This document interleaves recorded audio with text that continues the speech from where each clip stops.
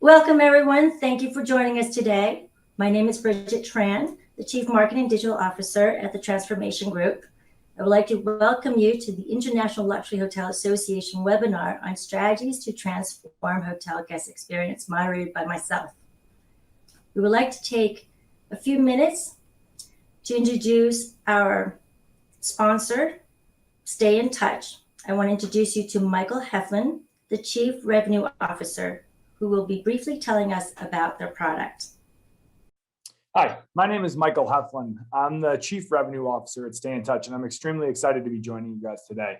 I want to start by thanking Bridget and thank the entire International Luxury Hotel Association for having myself be a part of this webinar.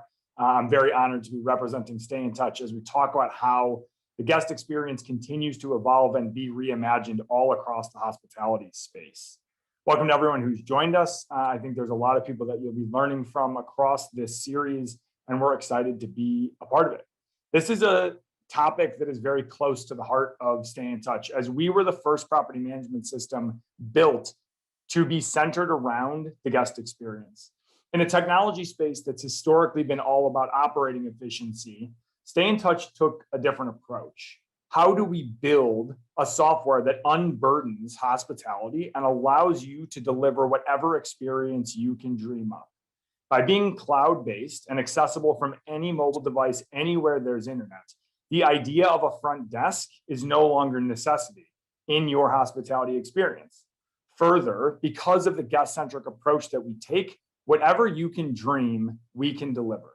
That can be the idea of creating free-flowing welcome centers. You don't even need the idea of a lobby. In the future of hospitality, if you leverage what Stay in Touch does so uniquely to connect guests into the experience. It begins before they ever get on site with mobile check-in, the option to choose your room, to choose upgrade opportunities, even to choose ancillary products that you may want to enhance your own guest experience. This also significantly increases operational efficiency on property, because so much of what is traditionally done at the check-in desk can already be accomplished before the guest ever arrives. For guests who would prefer to operate in person, there's a multitude of options. Everything from self-service kiosks that function on top of the Stay in Touch property management system through to a hospitality-centric welcome experience where I can sit down with you with an iPad, a mobile phone, any mobile device, and walk you through your own unique welcome to the hospitality experience. We've seen great hotels all over the world, and especially luxury hotels, turn the actual check-in experience into part of your stay or part of your vacation even. Whether it's being welcomed with a glass of champagne, sitting down for a cup of tea, there are so many different opportunities to create that first critical touch point that will keep guests engaged with you, will help them learn more about how to optimize their experience at your property, and can really create the difference in driving return guests. Additionally, this unburdens your staff to be flexible to respond to needs all across the property. It gives you unlimited access to operational efficiency to use your staff to do what they do best, which is engage your customers. We want them to be present exactly where anyone in your resort property, in your hospitality center, et cetera, wherever they want to be, we want you to be able to be present as well. And the flexibility is designed to give you exactly that. It also creates ease of access. You can run the hotel without being present at the hotel. If you want to imagine a fully guest-centric experience, you can do that. And you can optimize that experience for every touch and ensure that everything that's needed is delivered, all from any mobility platform accessible anywhere in the world. This is really critical to creating the simplicity and structured success that hoteliers are looking for as they move forward. No longer do we have to enter into a rigorous line-generated system where people queue in process as part of the beginning of what is often a critical getaway, a mental health vacation, whatever it may be for your traveling guests. In today's world, this also means you can create as much social space, as many different touch points as possible. You can welcome large groups without having to get anyone queuing or standing next to each other. All of this is enabled because you can be so mobile and so flexible in the way that you design and implement your hospitality experience. Stay in Touch continues to enhance what that looks like as we move through the peace of mind portion of this process. Again, this means that you can have touchless contact as more and more hotels move towards things like bracelet or RFID tagging on property. All of that seamlessly integrates into your property management system, which means not only does the check-in process become unburdened, but so does the entirety of the stay.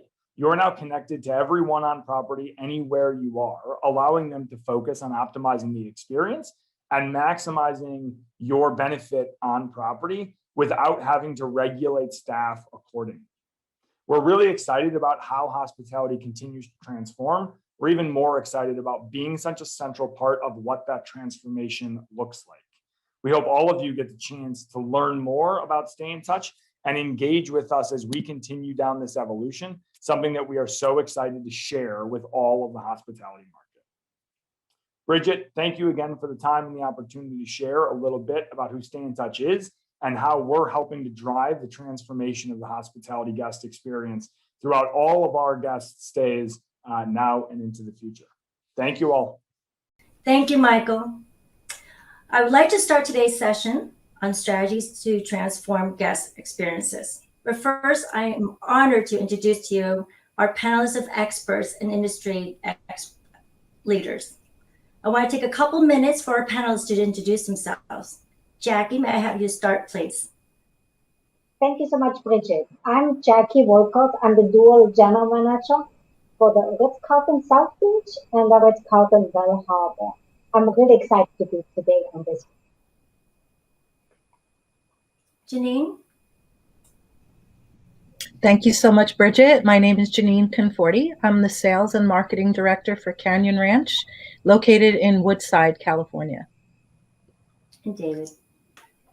Thank you, Bridget. I'm David Israel, Senior Vice President, Hotel AVE, member of the largest third-party asset management advisory firm specializing in only hotels.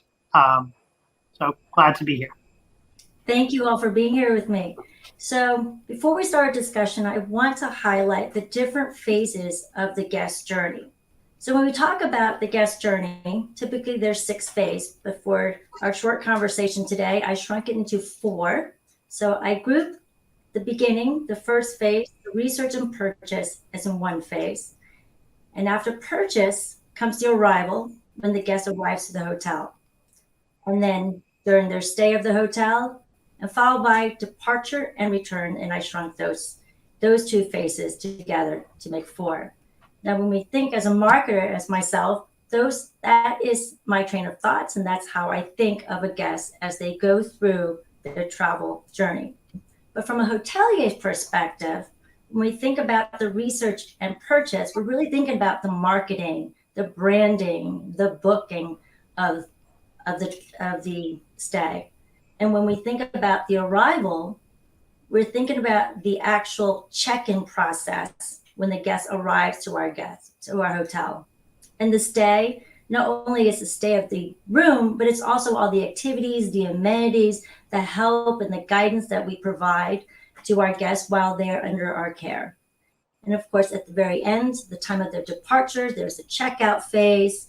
And then after they leave, the retention part, how we can get them back to coming back to us again next time. That is how we think as a hotelier. But to a guest, when they look at the phases that they go through from research to checkout, what they're really thinking is, on the initial phase, do you know me? Do you know me to know what I want? Do you know me enough to have the things that I need when I get there? And when it comes to the arrival, the check-in, engage me. Do you know enough about me to engage in a conversation? Are you using information that you have gathered about me to service me and to provide the amenities and the memories I'm hoping to make while I'm staying under your care? And the staying part, they want to be delighted. Are you going to delight me? Are you going to empower me with the tools and everything that I need to have a wonderful stay? And if I need help, who's going to hear me? Are you going to hear me? Are you going to service me and provide my needs to be met? And then the checkout. Again, the checkout. Since I've stayed with you, I've gone through this process with you. Do you know me now? And when I leave, will you still know me? Because I want to be known If I'm not known, why would I come back? That is the psychology of a guest as they're going through this process. So let's start with the research and booking phase.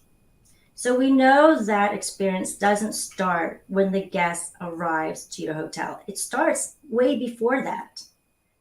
So I want to ask David,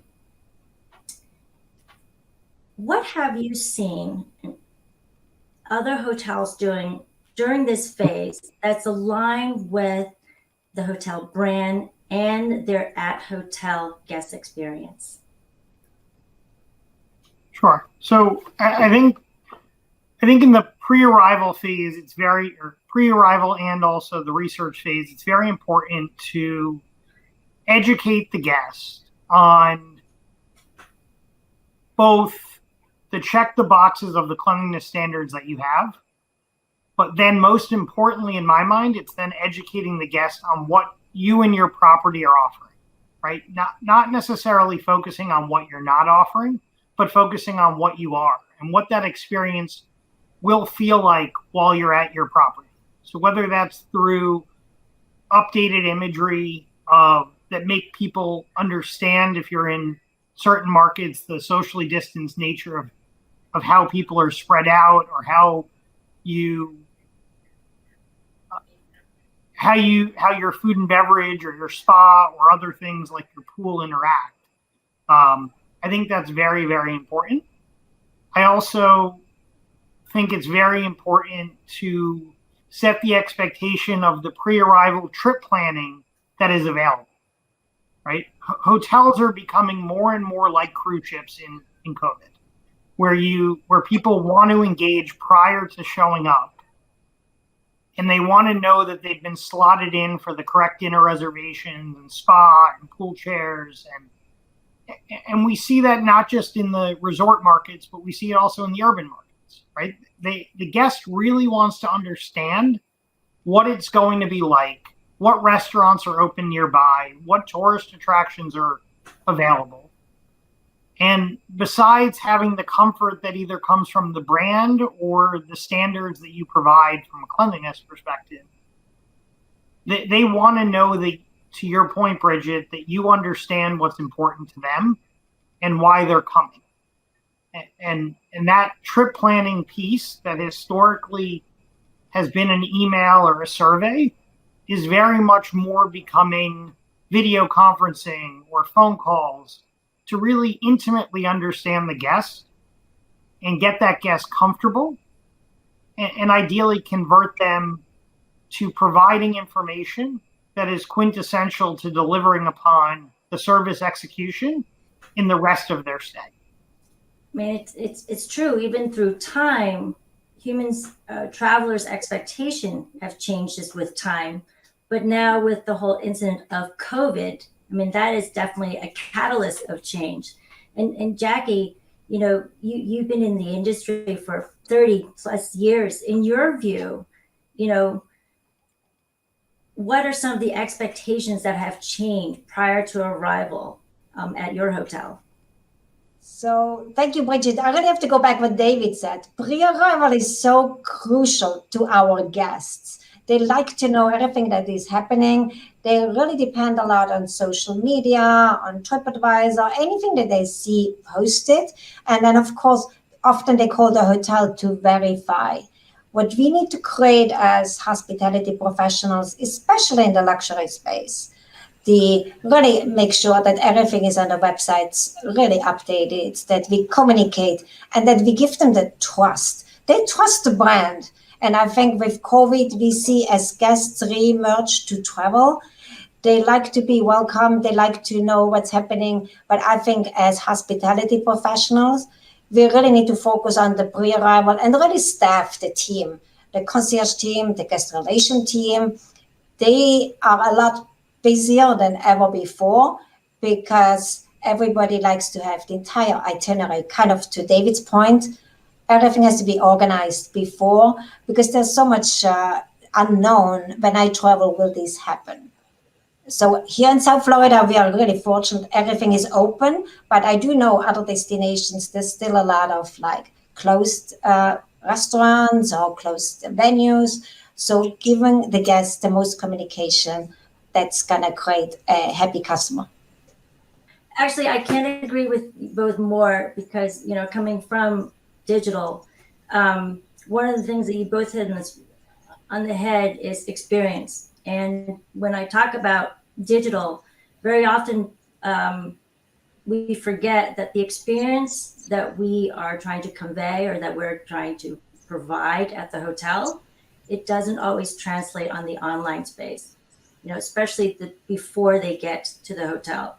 So, having a website that is static, that doesn't communicate updated information, as Jackie mentioned, it's not user friendly. It's not guest experience. If you don't have some sort of chat tool where a guest can ask you questions or be in distress and you need to take care of their booking, if you don't have that tool, then that's not guest experience online. So I agree that not only do you have to provide all the information, but all the experience that you are planning to provide and showcase, you must show that online as well, so that when they're doing the research, they know that the experience they're getting on digital will be complemented exponentially when you see them in person. Now, Janine, we often think about guest experience in the B2C terms, the leisure guest. When we go on vacation, we often neglect to look at through the eyes of the business traveler. So how do you think hotels should ensure that these luxury guest experience is the same for both our leisure as well as our business guests during this research phase? Well, I think that what Jackie and David said, spot on. What I will say is that it's so important to have that website as a great starting point for people. That's how they're going to find you. And then when you have your super strong brands that are helping along the way and you're doing the right brand recognition for people, that really is at that point just the start. Because as Jackie alluded to, so much of the country, the world, is different right now with all of the different locations you go to.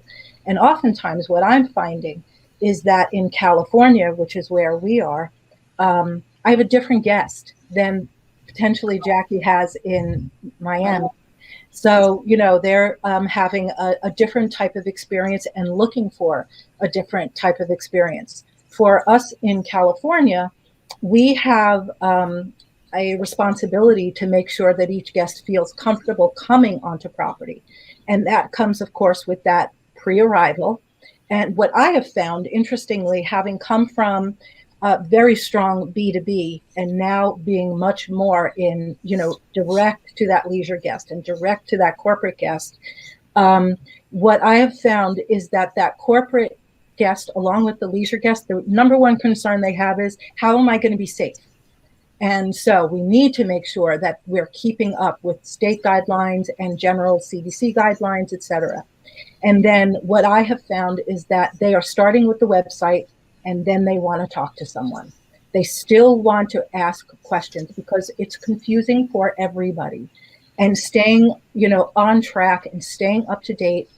And for Canyon Ranch, who has a strong wellness, we're a wellness company. Nice. And so, and we also, by the way, happen to offer hospitality as sort of the secondary. There is a room that you're going to stay at and it is a property that you're visiting. But for us, we have to have stringent COVID guidelines that our guests know that we'll be expecting them to partake in, as well as our staff. Our staff has to be extremely well trained to understand how do you provide that hospitality, staying 6 feet away with a mask and gloves or whatever it is that you're doing, and how do you overcome the sense of separateness in hospitality so that they feel welcomed and they feel that we respect their space and yet we are still being hospitable and welcoming them. So it's been a training process that I feel that many people in the industry right now are handling beautifully because the staff wants to be safe too. So it goes twofold. And so I think that for both the groups and the individual leisure traveler, number one priority is safety. Number two is certainly, making sure that they have a way to get answers to their questions. Because right now, there are a lot of questions, much more so than in the past. In the past, they could go on TripAdvisor, they could listen to a friend, and they could look at reviews from 2 years ago or 1 year ago or 6 months ago, and it was sufficient. Now, they want to know real time what's going on, what's open, what isn't. And for us at Canyon Ranch, we're all inclusive. So it's everything. What is open on your property? What can you do in the spa? How will you be serving us? Every kind of question. And we just have to have those answers and have people available to answer their questions. So, so Janine and to the rest of the panelists, do you think it's important to list all this safety information on the site, everything, or just itemize a few and then have them call the hotel direct or email you? I like to answer this. Like, I think this will evolve. So you have to update the website all the time. I think general safety guidelines is really important. Mm-hmm. And also I think in the luxury space with Forbes, you can have a health and security certification. So if you post that, that means you followed all these guidelines. Right. So I think listing too much then people get concerned. Yep. It is, we're following the guidelines, for example, of the Forbes health certification that gives a good recognition that we do this. Yeah, I think that's absolutely on target. I think that people are getting a little bit confused by what exactly all of these guidelines are. And by the way, I think even the people who provide the guidelines get confused. So just letting them know that we are certified, that we have done all of the necessary precautions, and we are providing a good, safe environment has been paramount of what we have seen. And it's for sure the first set of questions that people are asking. So I was going to say, Bridget, that I think earlier in COVID, it was more important to specifically list out everything, right? I completely agree today with Janine and Jackie that compliance with the protocols is more of a check the box and getting people comfortable. And I go back to something I said in the opening, which is even more important to communicate what you do versus what you don't do. And you give the guests the forum to be able to communicate how they want to interact with the hotel. Right? I think everyone going in early COVID thought the guest would never want their room cleaned. Well, in the luxury assets, it's 70 or 80% of guests opt into housekeeping on a daily basis. Yes. Right? But yet there's plenty of guests who say, I just want towels or don't enter my room. And you need to give the guest the ability to tell you how to operate. Right, and what works for them, whether that's the services and the amenities, whether it's the cleanliness standards, right, or how you approach the guests, right? Some guests are willing to get a lot closer with you, and others, want real distance. And if anything, it puts a higher burden of hospitality back on us as the hotel to really read the guests, to be able to deliver the level of hospitality that's important. Yeah, and I think that goes really together with training. As hotels reopen or get busier, it's really important to, like we did here at the Ritz-Carlton, South Beach and Bell Harbor, a lot of training, how to interact with the guests, like how to do wearing the mask, the social distancing. Kind of really, really educate. It's a whole new way how we do business, but also to get comfortable. Once the guests travel once or twice or the third time, they're very comfortable. It goes very fast. Once guests enter into a luxury space, they forget about COVID. And anybody on this webinar, you will be surprised how quickly our guests forget. They walk into our hotel lobbies, they are ready to have a vacation or a business. I I think- agree. You know, one of the things that I've noticed, interestingly, has been when I did a group in November, there was absolutely no room service whatsoever. So no touching of the room. Once the room was ready to go, that was it. Now, the same group is coming back, and they want all touches in the room. No worries about anybody entering their room. I think there comes a point of a trust level as well that we have done our training with staff. So do you think, upon arrival, should hotel run through a list with them, or only if they ask? Well, a list of what events are open, or what restaurants are open, or what list? Yeah, like of the safety or the amenities that are available. I think in the pre-arrival communication, everything should be communicated, or in the web, in the app, in the pre-arrival. This should be pre-arrival communication. And then for guests, maybe we do the QR code like we have here with all the information listed.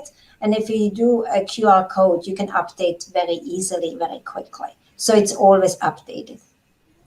So I think the QR code is very, very important, where you have different sheets and different things where they can access your standards. They can see the real time kind of play card of what's available, what the activations are throughout the resort.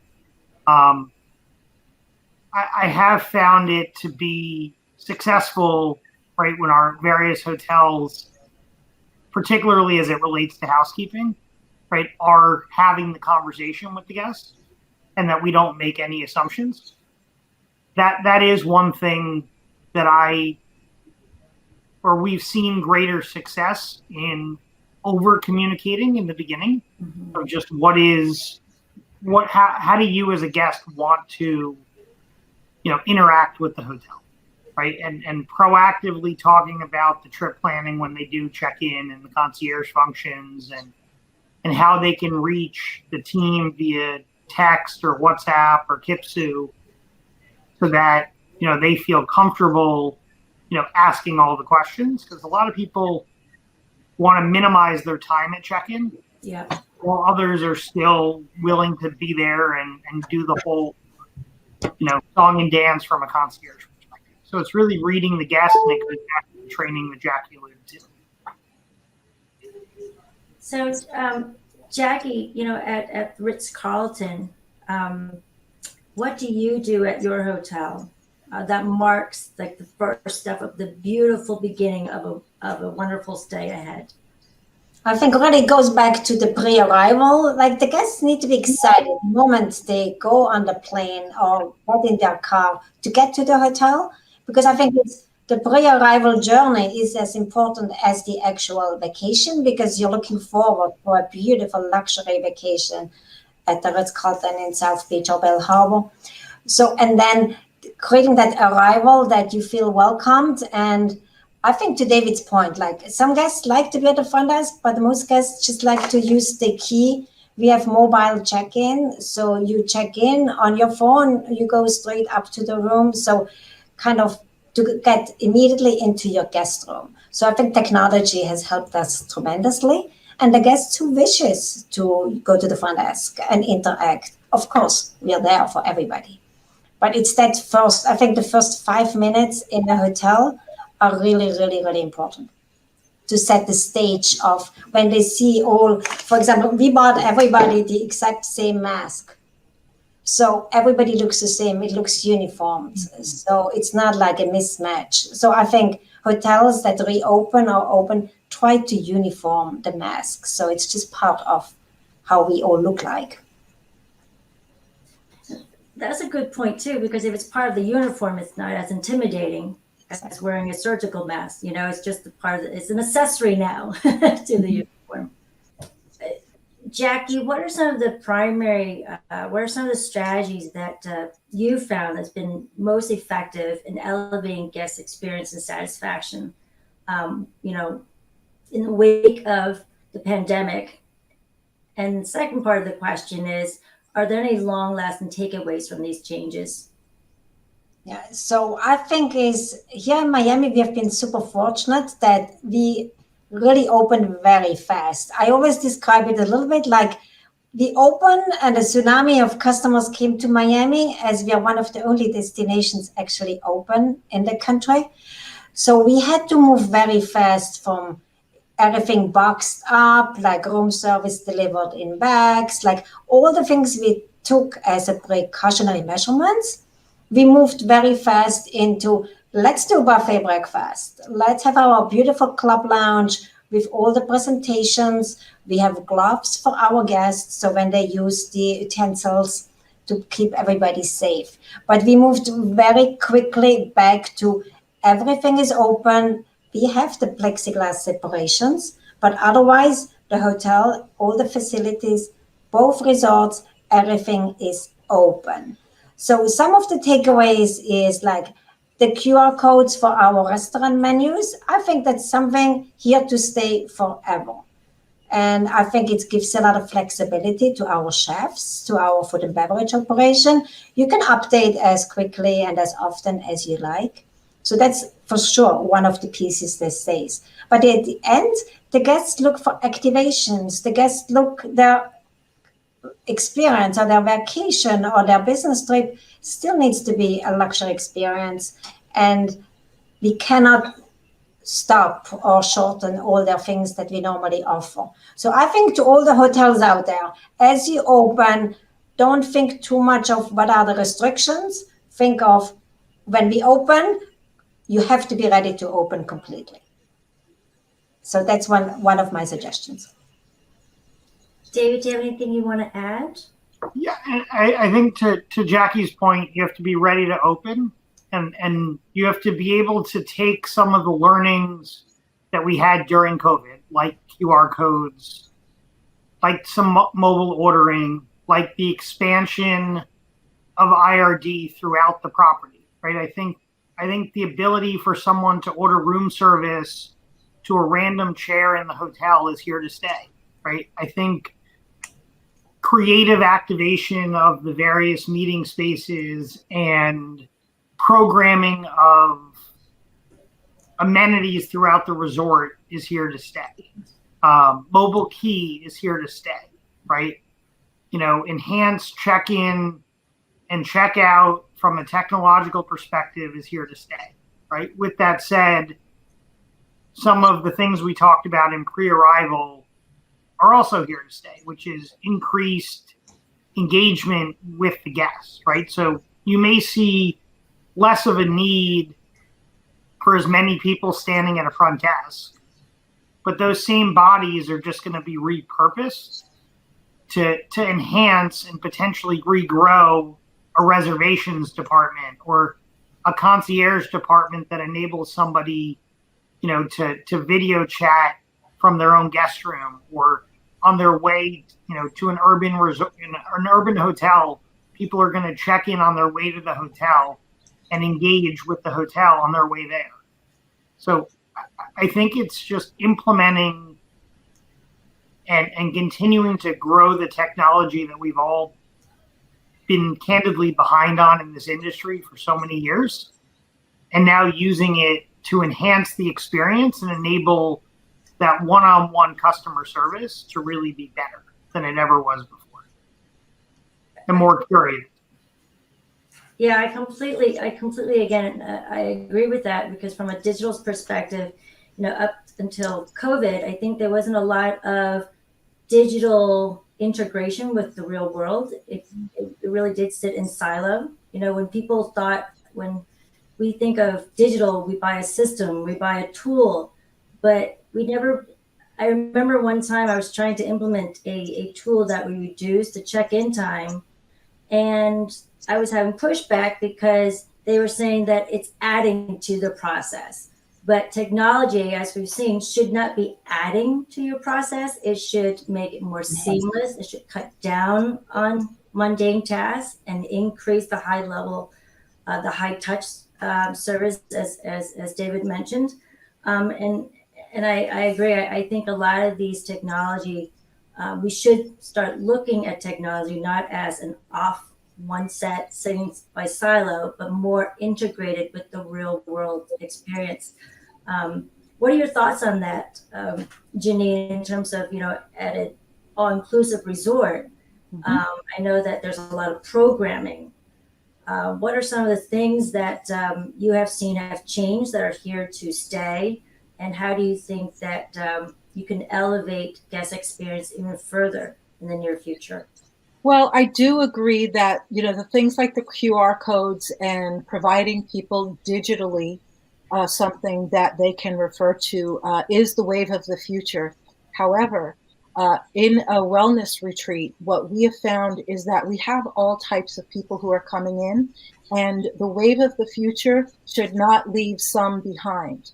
And so we are actually being conscious of those older guests who maybe are not so comfortable with a QR code, or maybe are not so comfortable with having their pre-arrival itinerary where they have all of their services set up and their reservations made, and they have to figure out how to get that on their phone. We offer the option of providing that as a printout as well, because it is still, as much as people are being so careful, like Jackie said, they're very careful, but once they get onto a luxury property, those fears tend to shed. And it's our job to make that a little bit shed, because we want them to have a great time. So I think that we need to embrace the future of digital, because it is truly the future, without leaving people behind and having them feel excluded.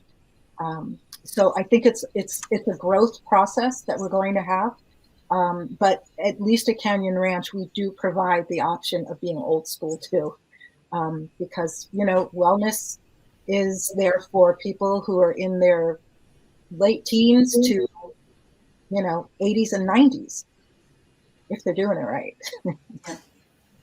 No, Bridget, I think it's crucial to Janine's point, and I think Jackie said it earlier, that you need to give the guests the ability to do anything old school if they choose to, right? Yeah, exactly. Whether that's the check-in experience, whether that's, automated lights and, room service ordering via the phone, you need, via an app, you need to give the guests the ability to interact with your property the way they choose to, right? So if that's the old school way or the high-tech way, you need to give them the ability to make that decision and operate as high-tech or low-tech as they choose to. So would you say that this would be part of the culture, the future luxury experience culture in our industry? Yes, I think, like David was saying, these things will stay. Technology will enhance the guest experience. It's not replacing our beautiful ladies and gentlemen serving our guests. It is helping us to give even better service. Right. Providing that choice is a luxury, right? Yes. That the intuitive ability to enable a guest to tell us how they choose to be served is a luxury, right? We've been talking about for years that customization and personalization is what defines luxury, but it's really just an extension of that. And it's basically the old world, like what David just said. Luxury has options. Yes. Yep. So to Janine's point, if they like a paper itinerary, or if they like it on a QR code, the guests can choose. But luxury is all about options to our guests. No, very true. So for those hotels who are opening or reopening, right, and they're thinking about investing into more technology or into more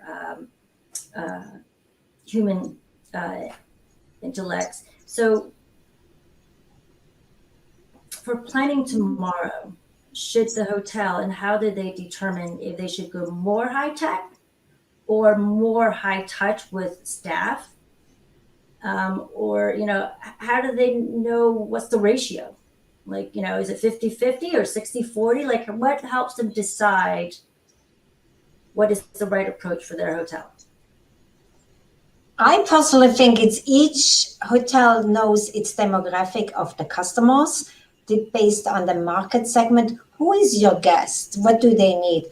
And I think what we all learned in this pandemic, it is we need to be extra flexible. Mm-hmm. Maybe something that we think the first month worked, that was good. Maybe you have to throw it all out of the window and start all over again because it didn't work, or you have to adjust. But I think how we did hospitality in the past works, but we need to enhance it with all the new things that we just added and be extremely flexible. I think the technology that is nimble and the hotelier that is nimble is going to win, right? So I would caution implementation of technologies that don't enable you to be dynamic, that don't enable you to interface, that don't enable you to change as the potential guest preference changes, or as technology changes, or the way we do things. And I think from a brand perspective, understanding that what may work in one market may not always work in another market. And from the same perspective, what works on one guest may not work on the next guest. And you need to train your staff to be nimble and dynamic from a service perspective, to read that, but also empower them to be able to solve problems. And I think that's where the technology comes into play. Is you need to give your team the technology and the tools to be successful. And you need to enable the guest to have the ability to interact high tech or high touch, right? Or any hybrid in between. Mm-hmm. And any technology you implement should be positive, not too high tech that it causes more guest complaints. That's it. Yes. One of the other factors that we have encountered here in California has been that when you go completely high tech and everything runs through high tech, and then you have power outages. We are familiar with those in California with the rolling blackouts. And if you don't have a backup to that, where you can't remake keys, people can't get into their rooms, they can't look at menus, they can't do whatever it is because of power outages, simple as that. You have to have that alternative option that everyone's trained on, because the last thing someone wants to hear is that they can't get into their room, or they can't make a reservation, or they can't get a receipt, or something to that effect. And you just need to have those backups, as David had said. Janine, I know that at some of the Canyon Ranch, I'm not sure if it's on all, but some, I think guests are encouraged, right, not to use technology like they're encouraged to shut off their phone because it's supposed to be a wellness resource. So, for other brands or other hotels that are like that, where it's a hideaway or a wellness, what happens, when people want to use, like people like me who prefer texting over calling, or, who prefers an app over walking to the front desk? So we have identified that, and we asked people to try to put your phone away. However, Canyon Ranch understands that it's the new world. And, what worked in the 80s or 90s is simply not going to work now. People have to have their phone on them.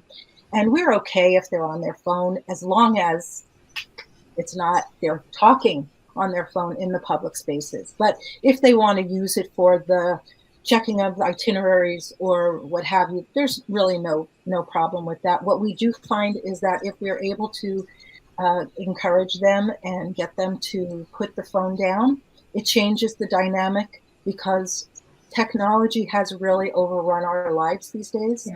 And that is one of the reasons why people have to turn to a wellness place, because they forget to have interaction with actual people. And we give that opportunity. And then after that second or third day, it's less of a shock.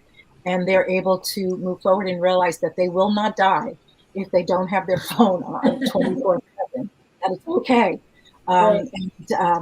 So we also do give that option. And we understand that they're going to be utilizing their phones. Certainly we include Wi-Fi, we include all of that. We have televisions in the room. So people can dip their toe into technology if they want to. Well, I mean, I guess in a way, people go there because they want to disconnect. That's so correct. just as David and Jackie were saying, I think the use of our practice in technology should be based on what our guests want and desire. So in a way, if they are going there, I guess they wouldn't want you to enforce all these apps on them because they actually wanted to go to Canyon Ranch. Exactly. And that's something that we really had a little struggle with internally, where, people, we use a term, they disconnect to reconnect. Yeah. And that's where the biggest transformations happen, is when they actually put their phone down and they look up and they see someone sitting next to them. And then they start engaging and having a conversation, and people have forgotten the art of conversation. Instead, they're texting. And so really it helps with that transformation for them to reconnect with humankind even. And that, I think, is one of the reasons why when they check in versus when they check out, it's almost like we should do before after photos, because they're quite different. What comes in and what leaves, and that we're very proud of. So we don't force them, but it seems to be intuitive that they are okay putting that phone down. Right. We've seen in some of our resorts having, I don't want to call it a connected zone, but whether it's a business center or whether it's, while they're in their actual guest room, the Wi-Fi being extremely strong, right? So that when and if they need to connect, that in those specific areas, the Wi-Fi, the cell signal, all of the items that enable them to connect don't provide stressors when they don't happen at the speed that they'd like, right? Which enables them to completely disconnect when they leave that area. That's a great idea. It is. Great idea. So how important, now that we're moving towards the last phase, right, the departure and then the returning, the retention, early on we said that the arrival phase, the arrival point is highly important. How important is the departure experience? So I believe that, as we were talking internally, we have so much that's put towards that arrival experience. And yet, what really is so important for retention is the departure experience, because it could have maybe been a little choppy with an arrival experience for whatever reason. But once they get there, then they're having the experience that their expectation is met or exceeded. But it's that very last interaction, I think, that matters the most. And that is going to be whether or not they're going to leave on a high, and then they're going to say, I have to come back. So often, to use another way of describing it is, you have a great dining experience and then you can't get the server to provide a check for you. It's in a way the same thing. We have to make sure that as they're leaving, they feel so valued and appreciated, instead of, all right, bye, on to the next, which I think is something we have to be very careful about. And just following up with the guest after the fact, that those digital surveys are wonderful, and we do send out our surveys and they're great, but it's follow up to those surveys that I think is so important, or at least follow up on guest experience, whether good, bad, or indifferent. They want to be heard. And oftentimes they love giving feedback. You raised a good point about, departure is probably more important than arrival, especially if I didn't have a great stay or I was disappointed at some point of my stay. So, Jackie, how do you rectify that? How do you capitalize on the departure, opportunity to make it right? So now when they leave, they're leaving with a smile and not that one bad memory. I think a lot is like the internal communication. So we know if a guest did not have a great experience, that we talk to the guests before they leave. Because like you said, we like the guests to leave happy and engaged. And so we have to resolve any type of opportunities before they actually leave. And as we say, like it's like the fun farewell, using the guest names so they know we connected with the guests. And part of Ritz-Carlton, we say, let us stay with you way past they are already back home. When they're at home, close their eyes and think back of their incredible vacation they just had. It has to be the memories we are creating that they take with them. So I think like it's the fun farewell, the last step is so critical in the overall guest experience. That's where they decide, will I go back to this resort? It's a big piece of really to pay attention to it. And for Canyon Ranch, what we do is we make sure that we are setting each of the guests up for success for when they leave the wellness retreat. That it is, that they have the tools and they're clear on the guidance that we've given them. And they feel that when they leave, they haven't really left, that it's just their home becomes an extension of what they've learned when they come to Canyon Ranch. And our whole goal is always to have it be transformational, and the return guests of the properties, be it Lenox, Tucson, or Woodside, is already beyond industry standard. David, have you seen any unique or great departure experience that you can share? I think it's something that's customized to the guest, right? And I think we all know and recognize that retaining a customer not only is your least expensive acquisition vehicle for a future customer, right? Because they come back. So you need to set it up from a bounce back perspective where you're continuously front of mind, but also setting it up in a fashion where they become spokespeople for you, to Jackie's point, right? Where they come home and they say to 10 of their friends, I had this amazing experience, they did X, Y, Z. And I think it's reading and understanding your clientele, right? If your clientele was a family, the most impactful way to make a family happy is to make the kids happy on exit, right? So figure out how to make, a customized thing to that individual guest or type of guest, right? And I've always been a big fan of, a lot of people give welcome gifts, a lot of people give exit gifts, a lot of people give kind of a surprise and delight in the middle.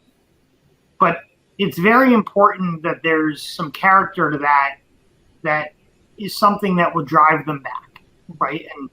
And the post-stay 2 week from then, or even a month later interaction, in my opinion, is just as important as their checkout from the hotel.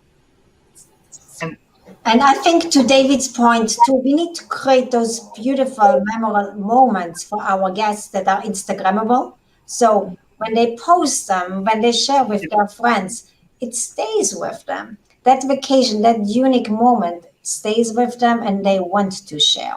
So I think as hoteliers, we really need to focus on creating those moments to take with them. And it's not always a gift. It's a special moment. It's a special recognition with the guests. Right. And we have one hotel that writes handwritten notes to every guest on exit, but they don't give it to them. They mail it to their home address, Nice. which you would say, why are they spending time on this? But when you realize that a week later or 2 weeks later, you get a customized message talking about your kids or your anniversary or something else that was uniquely you, and it comes in a fashion that is not that normal today, right? A handwritten note. It really is special, and it shows that you as the hotel genuinely care.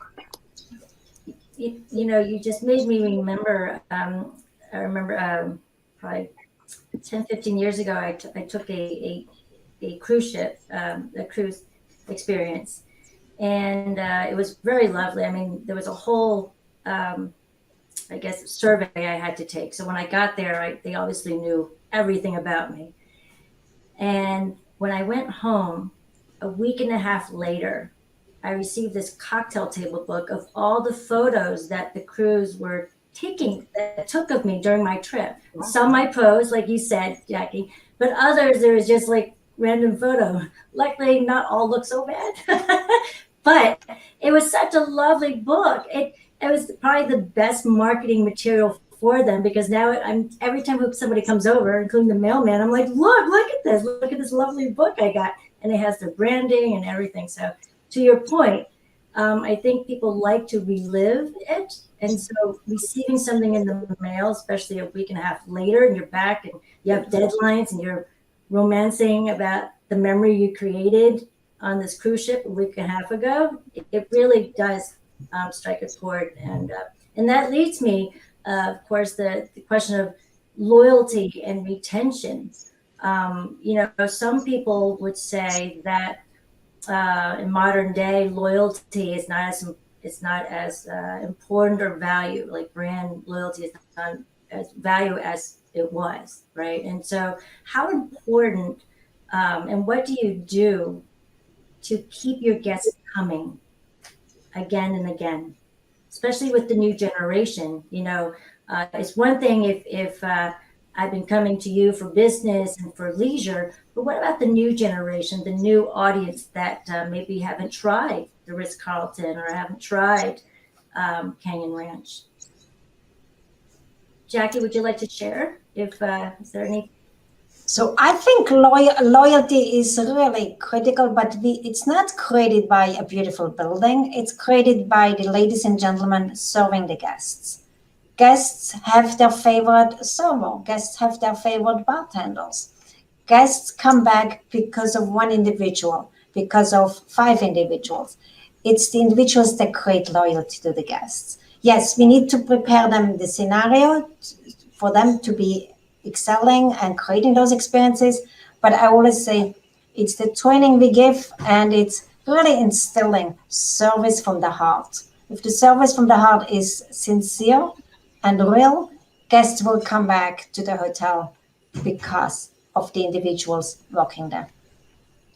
And I'd say from Canyon Ranch's viewpoint, that for the most part, people come back because they trust the Canyon Ranch brand. It's so important to have trust in a brand, to know what you're buying into. And Canyon Ranch, they're not coming to Canyon Ranch because it's an amazing room, an amazing building. They're coming because of the direction that our wellness providers are leading them. And they're coming because they know what they're going to get when they get there. And it becomes, hopefully for many of our guests, a lifestyle that is not just the 1 or 2 weeks that they spend at Canyon Ranch every year, which is quite common, but that they're taking what they've learned with them and they take them as tools. And so it becomes really more of, this is the vacation I want to do. I want to do wellness for my vacation and invest in myself, and not have a vacation that I need a vacation from, but really having something that they feel like they've nurtured themselves. And with Canyon Ranch, the reason I think why there is such loyalty is because they know that Canyon Ranch is very focused on the type of experience you will have there, as is Ritz, and with all of the really well-known brands that people get to know and love. Well, I think it's time to close. I want to thank you, everyone. If there's any last word of wisdom before I say thank you to all you panelists and for everyone joining this webinar today. Any last word of wisdom for those that are trying to tackle 2021 and 2022? I think like we are so fortunate to be in hospitality. It's one of the most incredible careers we can provide to our teams, but also for our guests. So I think the future is very bright, and we look forward to welcome all the guests to all our hotels and resorts around the globe.